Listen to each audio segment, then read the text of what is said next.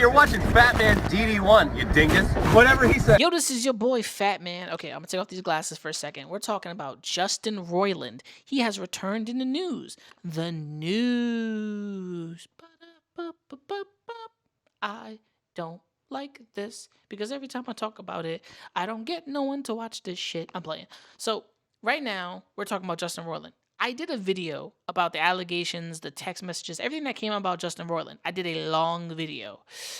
It never came out. So perfectly timed. I'm going to talk about this, then drop that video probably in the upcoming day. So if you want to see that video, just leave a couple of comments letting me know if you want to watch the full video breaking down the allegations, the text messages, and all that stuff. But let's just talk about this article coming from Kotaku, which showed up on my Facebook timeline. We're going to talk about this. Let's go. Rick and Morty co-creators' lawsuit is dismissed. He lashes back at canceling. This January, Rick and Morty's co-creator Justin Roiland was charged with domestic violence against his ex-girlfriend.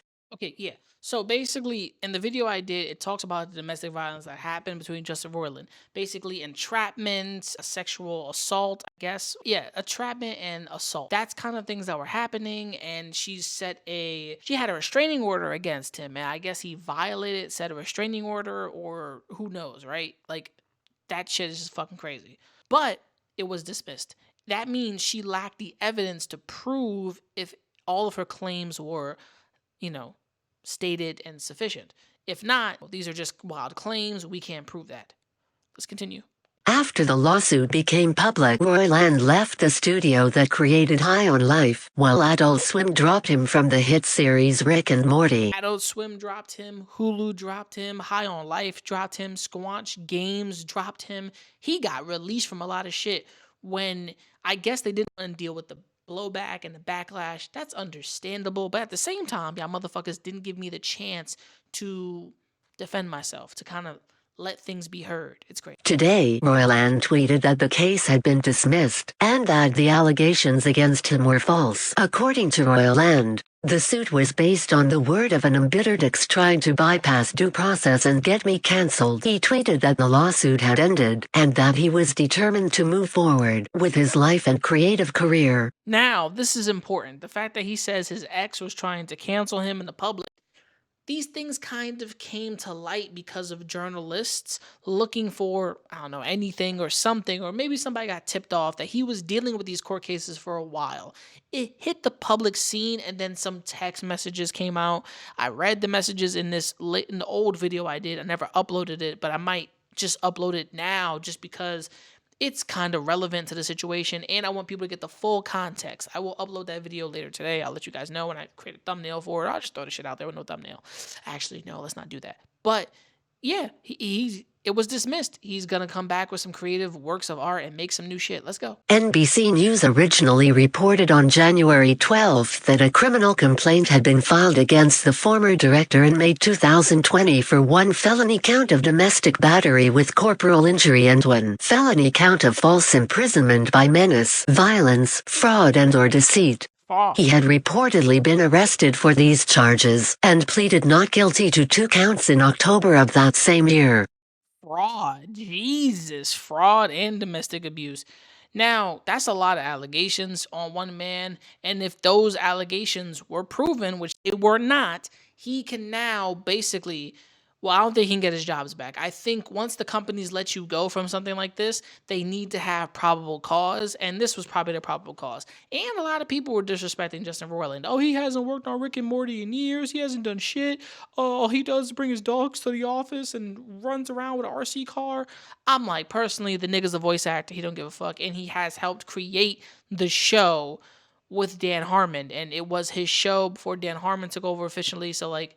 What the fuck? As a result, he was placed under a protective order and forced him to surrender any firearms in his possession. A spokesperson for the Orange County District Attorney's Office told Kotaku that the case was dismissed for lack of sufficient evidence to prove the case beyond reasonable doubt as a result of additional information that came to light in the investigation. Kotaku also reached out to Roiland's lawyers but could not obtain a comment by the time of publication.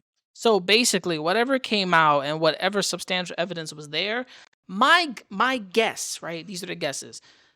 being held captive, fraud, and any domestic battery violence charges that she has on proof, or from Justin Roiland's side of drinking on his end, medical records, or cameras that he may have in his disposal around his house, because they said she was being held captive at her house, which is kind of weird, but also very understandable if it did happen at her place. But then it was like she might have been living with him and he was holding her captive and fraud and stuff.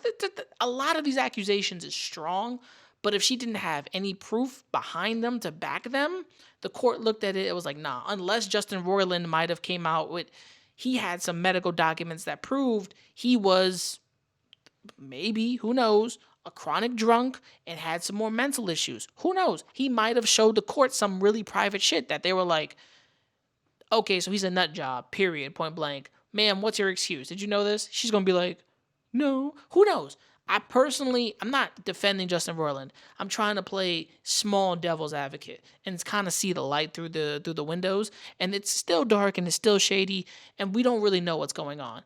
After all these allegations, can you really prove and feel that this was the best thing that could have happened? He is proven innocent in court, and if it's dismissed, there's no real case there. People want to talk about the text messages that leaked out, but still, that's no case. That's just messages, and no one cares. You really don't care. I don't care either, but it's funny to see these things happen. Not long after the original news broke out, Adult Swim announced that it would be cutting ties with Roiland for its most popular TV show, Rick and Morty. All the voices that he contributed for the show would be recast, and its co-creator Dan Harmon would be the sole lead through season 10. It's kind of fucked up to see a show that you created get kind of taken from you and then destroyed. He worked on all these shows. Now, if the case is dismissed, can he re-enter and talk to these people and be like, yo, give me back my show, give me this, give me that, give me this, give me that back, because look, you fired me without even giving me any heads up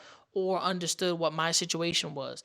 That's a lot of money, time, emotional distress, a lot of shit lost. He could sue these companies because if they didn't properly terminate him. I'm just saying, things have happened. Roiland also left the game studio he founded, Squanch Games, a month after the first-person shooter High on Life had become the most popular game on Xbox's Game Pass. I have always known that these claims were false, and I never had any doubt that this day would come, wrote Roiland.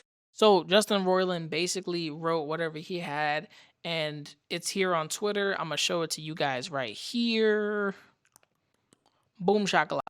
The comments are crazy, things are wild, and I personally see it one way as the man don't give a fuck. He got justice. He has justice. Now by Twitter court, that don't feel like justice. They just feel like he should be fucked up for all the things that he has done, if these are true, but also he was talking to underage minors. Personally, like I said in recent my oldest video coming out, he was probably drunk, he was probably lonely, who doesn't know the excuses? He was probably just talking to be regular and then got a little tipsy and fucked up. Personally, who knows? But let me know what you think in the comments below. Do you think Justin Roiland winning the case should be okay? He won the case. He beat that shit. That shit is out the window. Now, is he going to get back any of his jobs? Any of that money going to come back to him? Let me know in the comments below. This is your boy Fat Man. Make sure to like, subscribe, hit the bell icon to be notified. And from me to you, remember to never give up, never surrender, and keep on grinding. Mad love. Peace. And I'm fucking out.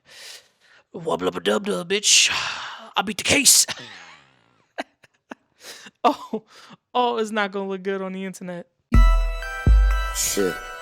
Getting on drum. This is the last one. You little niggas gonna stop acting like my shit ain't the grill. This is the last Some of one. you niggas get your front teeth for grills. And I ain't talking about the contract. I Ain't loving these fake hoes. Room smelling like 8 switches. Room service like 2K.